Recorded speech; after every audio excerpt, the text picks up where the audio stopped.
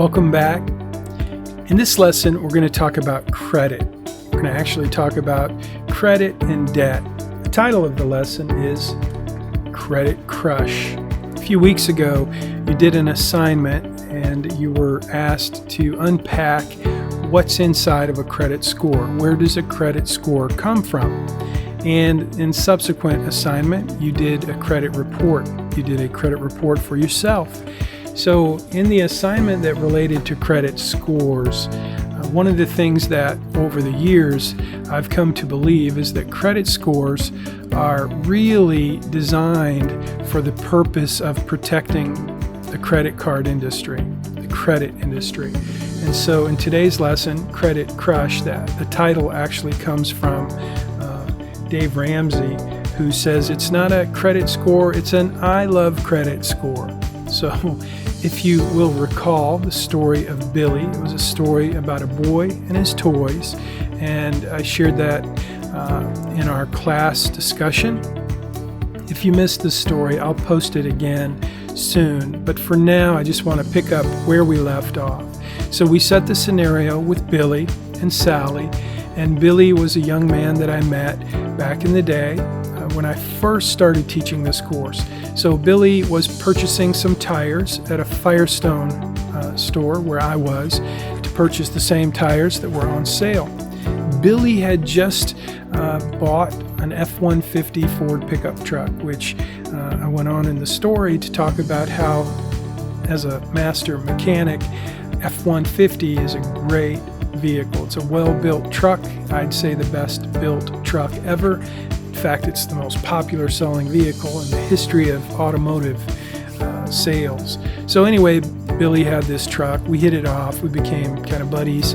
And I watched as Billy went from being there to purchase some tires that were on sale to letting Sally, the super sales professional lady, talk him into the most expensive tires, the most expensive wheels, and a lifetime alignment. And in addition to that, they found that he needed some work on his truck, and obviously he wanted to get the work done so that the tires didn't wear out. So anyway, that's a short version of the story about Billy, who came to purchase some tires that were on sale, but ended up buying the most expensive tires. He walked out with a bill of about $4,500. And then ultimately, Billy and Sally became more than friends.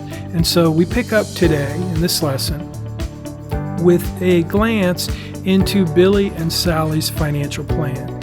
So what we're looking at here is Billy and Sally's financial plan. And you'll notice we have in their family profile, we have Billy, Sally, Billy Bob, and Sally Ann. So we're not going to really get into the different planning scenarios for each of the family members, but what we will do is we're going to take a look at their debt, at Billy's debt in particular. So we're going to go into the dashboard, jump into debt, and you'll see that Billy's you can see there that his net worth is negative $66,000. But what we really want to do in this lesson is focus on his debt. So again, this is Credit Crush. And so the credit score, I love credit score. If you'll just think about how credit works for the benefit of the credit company, what I want to do in the next few minutes is crush not your credit score. I think that's a good thing to keep in good order, is your credit score, but I would like to help Billy and Sally identify the best plan of attack to get rid of their debt.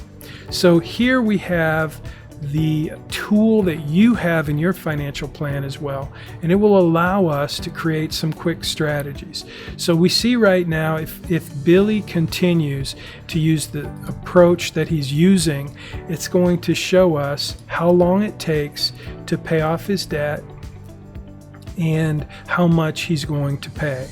So here we have Billy's mortgage, his car loan, his student loan, and his credit card, and they're listed there for you to see. Let's go over to payments and see what his current strategy is. So currently Billy's mortgage of $364,000, a 5.5% interest rate. His minimum payment's $1,959, but he's currently paying $3,400, which sounds like a great idea to pay off that mortgage early. That's his biggest loan, and he wants to get it paid off. So if we look at the details, we see how much he's paying year by year for the mortgage. We can see also the car loan, we can see his student loan, and then we can see his credit card. So you can do the same thing in your plan to take a look at those different details and the payments. So this is a summary of the payments, and again, this is the current strategy. This is what Billy is doing today, right now. So let's take a look at the strategies. First of all, Billy's paying his car loan. It's an 8% interest rate, 42% balance. He bought himself a new Ford F-150. He sold the used one, traded it in, and this is what he got. His minimum payment's $1,000, but he's paying $1,400. So that's the proposed payment in this scenario. Billy's student loan, $54,000, 4.7% interest. His minimum payment's $385, and that's what he's paying. And with his credit card of $22,000, 16% interest rate, and his minimum payment's $105, and that's what Billy's paying. So let's take a look at the strategies. What do we have for choices? So right now, the current payment, we just took a look at that. Let's reallocate to, let's say, reallocate payments lowest to highest balance. Let's start with that one and see. So we'll click on that scenario, hit refresh, and what we find is he'll have a total savings of over $200,000, and he'll pay off his debt 637 months sooner. So that's pretty cool. Let's take a look at the payment schedule. What we did is we took Billy's minimum payment, we're actually not making any changes to the mortgage, and we're not making any changes. Well, actually, we are making some changes. Instead of paying the current $1,400, we dropped that to the minimum for his car loan. His student loan, we're paying the minimum, and on the car, proposed payment is, whoa, we bumped that up to $1,937. So that's how we get to this point. Now, I think what we're going to see when we go on, this should be reallocate payments highest to lowest interest rate.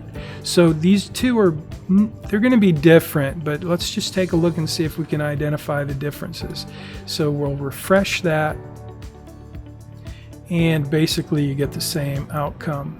So what that tells me is this algorithm, this machine, this computer module tool that's helping us identify the best strategy, it's not that different.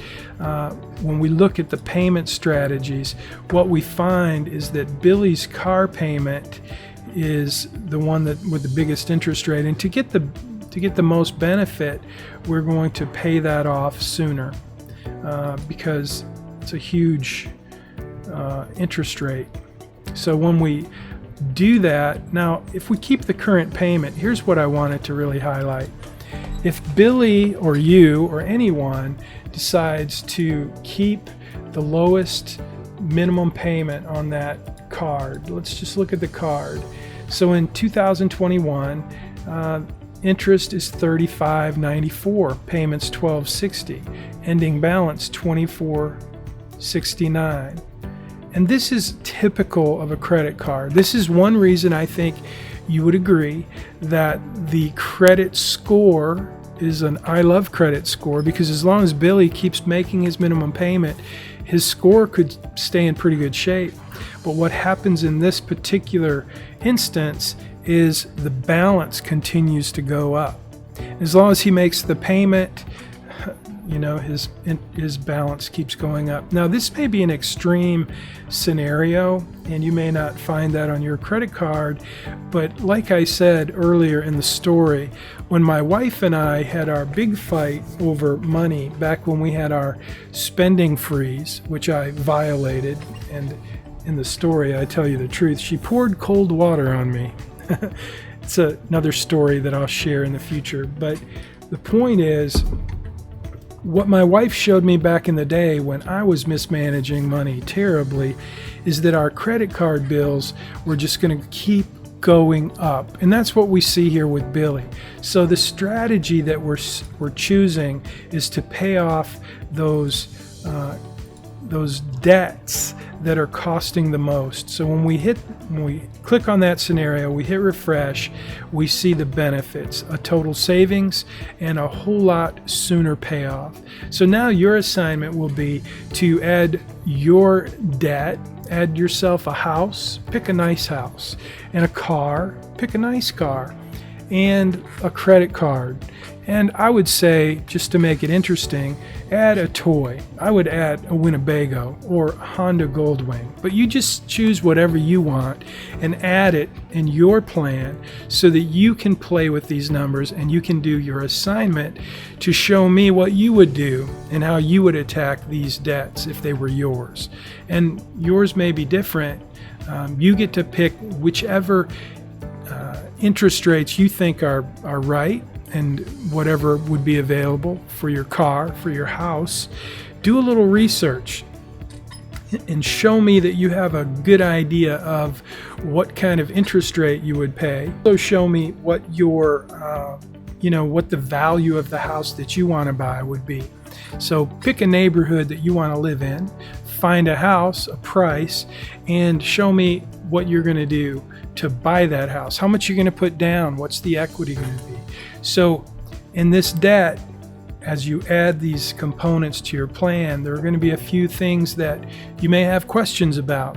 You know how to reach me? Send me a question and I'll help you along the way. But for now, that's the basics of your assignment, is to add these additional debts to your plan and then do a little scenario planning to show yourself the best way out of debt.